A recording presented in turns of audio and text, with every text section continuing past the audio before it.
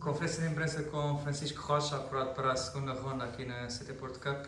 Não é obviamente o desfecho que se quer, mas ainda assim estás na segunda ronda. Acredito que saiba bem avançar em casa. Sim, claro que o objetivo era ganhar, não é a forma que eu queria ganhar, mas também não podemos controlar todas as circunstâncias e pronto, é olhar para a frente agora. Também se cria uma daquelas situações complicadas em que começas a perceber que o adversário está limitado, mas também se pode soltar mais. O que é mais importante a partir do momento em que te apercebes? E já agora, quando é que percebeste? Foi muito estranho, honestamente, porque ele começou o jogo totalmente a jogar normalmente.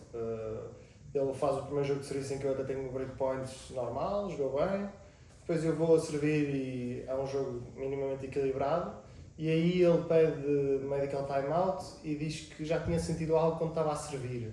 Mas foi estranho porque ele depois no jogo de resposta jogou normal, mas depois voltou do medical timeout e simplesmente não conseguia bater na bola. Tipo, com a dor, não é? Pelo que eu percebi. Por isso, foi estranho. Eu não percebi muito bem onde é que aquilo aconteceu, porque ele disse que foi quando serviu, mas se foi quando serviu, depois a seguir ele ainda conseguiu jogar o jogo de resposta normal. Por isso, não sei, mas pronto, ele claramente estava em dor e eu percebi que parecia-me que ia demorar pouco tempo até ele desistir, mas por outro lado também é um jogo de quadro principal de Challenger e por outro lado eu não sabia se ele ia tentar até ao fim, só porque realmente dá pontos, não é? E é importante, também acho que ele não joga quadros de Challenger todas as semanas e portanto eu fiquei ali um bocadinho na dúvida, porque ele depois também chamou o juiz árbitro porque queria usar uma pistola, acho que foi no braço, uma coisa assim, e por isso ele estava a dizer this is the only way I'll get through this match, por isso eu percebi, quando ele disse isso eu pensei, olha, então vai tentar até ao fim, então aí meti o mindset que ia ter que jogar até ao fim, mas pronto.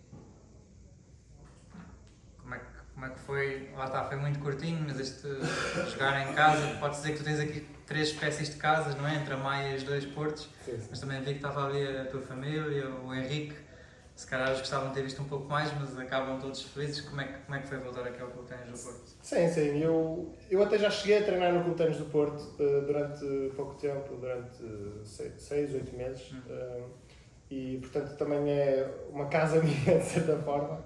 Eu sinto-me bem aqui, ainda quando estava a aquecer para o jogo estava a ir entrar ali nos cobertos e estava a pensar, já fiz tantos treinos aqui, já fiz tantas vezes físico ali numa zona de relevado e faz-me relembrar um bocadinho, não é a infância, mas a minha adolescência e é sempre bom regressar aqui.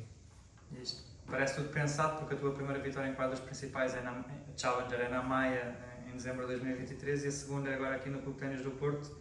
Também já se passou há algum tempo, tu este ano tinhas ganho um encontro, mas não quali. Algum alívio por voltar a vencer este nível? Também são pontos importantes nesta fase. Sim, sem dúvida que os pontos acho que é o mais importante nesta fase. A parte de voltar a ganhar nos quadros, eu nem tinha muito pensado nisso, honestamente.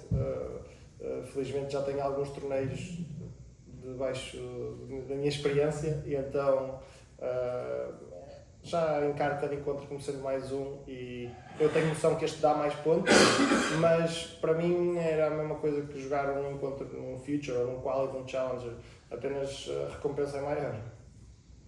Como é que tu te sentes enquanto jogador? Como é que te enquadras nesta fase da temporada e da tua carreira?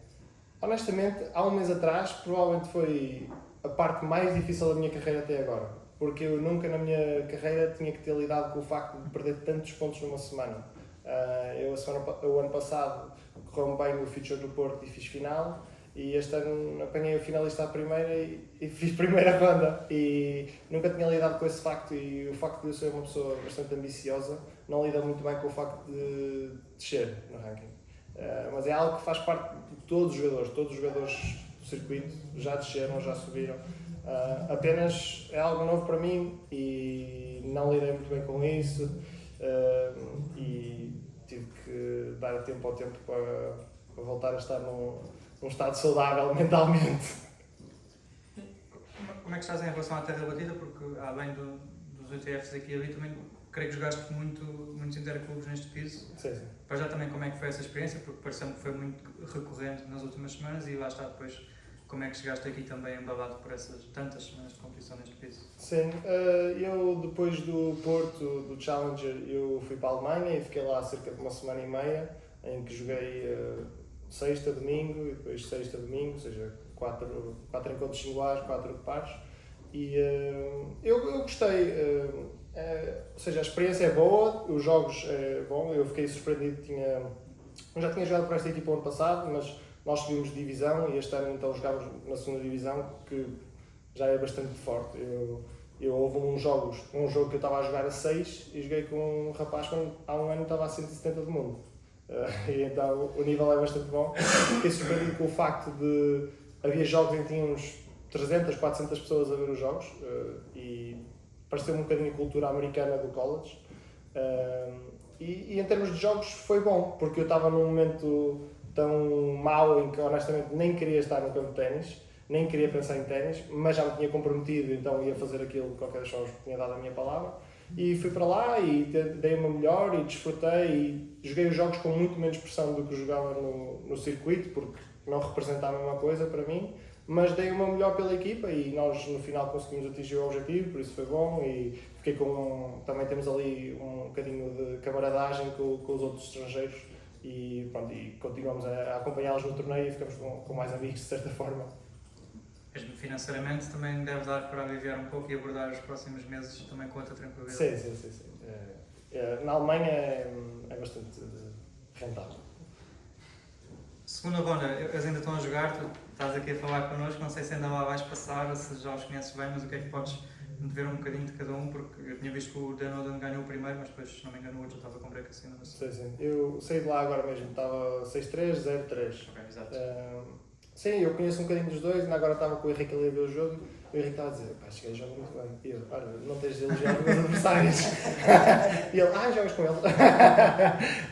Eu já sabia, porque ele gosta particularmente muito do ténis do holandês, porque tudo parece muito bonito e um bocadinho a lembrar um bocadinho de Federer, claro, a versão pequenina.